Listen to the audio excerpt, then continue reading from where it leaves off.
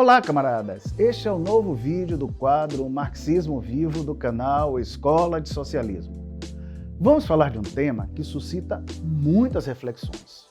Um tema que particularmente eu acho muito instigante e espero que também seja provocador para vocês. Vamos falar acerca do fetichismo da mercadoria. Como vocês já sabem, meu nome é Ricardo Moreno e antes de prosseguirmos, se inscreva no canal, deixe seu like e ative as notificações para ficar por dentro de cada conteúdo novo que será publicado aqui.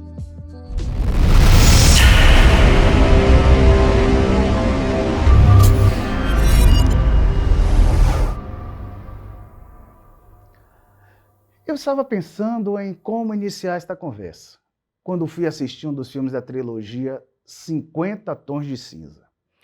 Daí pensei que poderia começar pelo exemplo do filme. Veja, toda a trama se dá em torno do romance entre as personagens Anastasia e Christian Grey.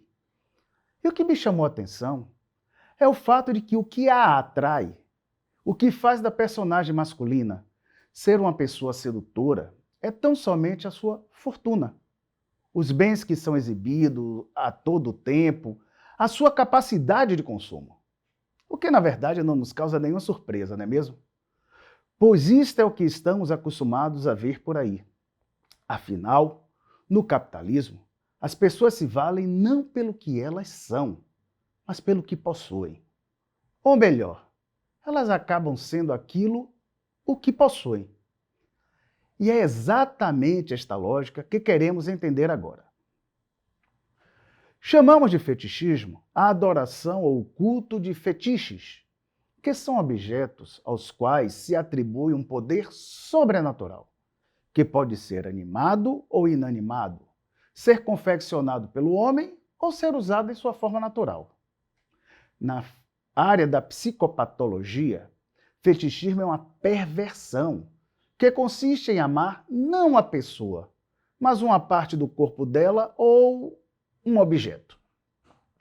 Quando observamos o comportamento social dentro da sociedade de consumo, a sociedade capitalista, vê-se a adoração pela mercadoria, que nada mais é do que um objeto. Por isso, comparamos este comportamento com o comportamento fetichista e apontamos existir um fetiche pela mercadoria. Mas por que isso acontece? Marx revelou que na sociedade capitalista, os objetos materiais possuem certas características que lhes são conferidas pelas relações sociais dominantes, mas que aparecem para nós como se essas características lhe pertencessem naturalmente. Como já vimos em outro vídeo, a mercadoria é portadora de valor, mas este valor não advém de uma característica natural, mas sim é produto de uma construção social. Acontece que a materialização do valor se dá na produção e na troca das mercadorias. E o caráter social do trabalho só se manifesta indiretamente no valor da mercadoria, que nada mais é do que a materialização do trabalho. E, portanto, os objetos se tornam portadores de uma característica social e historicamente específica. E é aí que se cria a ilusão do fetichismo, que se dá pela fusão da característica social com suas configurações materiais. E como extensão deste fetichismo, esta lógica se vê potencializada quando qualquer coisa que desempenhe o papel dinheiro converte-se em verdadeira encarnação de valor. Neste fetichismo do capital, as relações específicas que dotam os meios de produção nas condições de capital ficam obscurecidas. Elas não aparecem à nossa vista. As forças que o capital comanda e as potencialidades produtivas do trabalho social aparecem como lhes pertencessem naturalmente. Esta aparência torna-se ainda mais mistificadora graças à expressão que possui o capital de se autovalorizar mesmo sem o trabalho produtivo, através dos juros.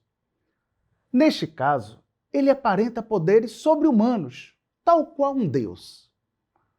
Assim como a realidade do trabalho social permanece oculto no valor da mercadoria, A exploração do trabalho também fica oculta através do valor do salário, o que faz parecer a relação de trabalho como se fosse uma relação justa, o que já vimos que não é verdade? É por aí que Marx tenta desvendar o segredo do fetichismo da mercadoria.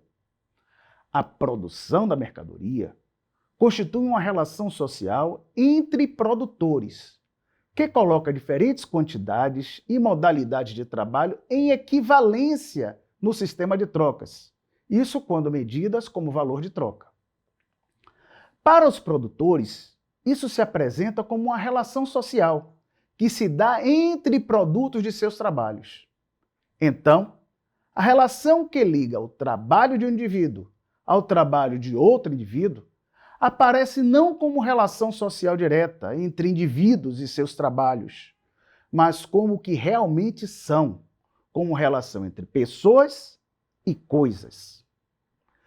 No entanto, as relações sociais ocultas na forma da mercadoria assumem a forma fantasmagórica de uma relação entre coisas, tal qual um fetichismo que adere aos produtos do trabalho, tão logo produzidos como mercadoria, e por isso inseparáveis da produção das mesmas. Aqui o jogo entre aparência e realidade ocultada, sem que a primeira seja necessariamente falsa, pode ser levada para a análise da ideologia, para se discutir relações sociais vividas sob formas de relações entre mercadorias ou coisas. A autonomia do valor de troca acaba por conferir a humanização do objeto, um claro processo de fetichização. Ao mesmo tempo, a alienação do homem ao trabalho o condiciona a uma desumanização. Isso aparece muito bem ilustrado em outro filme do cinema, também muito conhecido, o clássico Tempos Modernos, de Charlie Chaplin. Neste filme, a personagem Carlitos é um operário em uma fábrica. Lá, o trabalho é cansativo, desinteressante, pois a sua única função é rosquear parafusos. Em uma passagem importante, Carlitos fica atrapalhado com o trabalho e acaba sendo engolido pela máquina e entrando em suas engrenagens. Essa parte mostra a desumanização do homem, comparando-o como se fosse uma peça mecânica. Na lógica do trabalho capitalista, é exatamente isso que acontece. O homem passa a ser visto como uma mera peça da engrenagem da produção.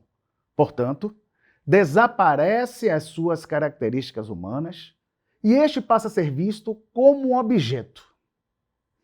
Agora veja que interessante. No capitalismo, ao olharmos as mercadorias, portanto, objetos, coisas, atribuímos a elas poderes especiais.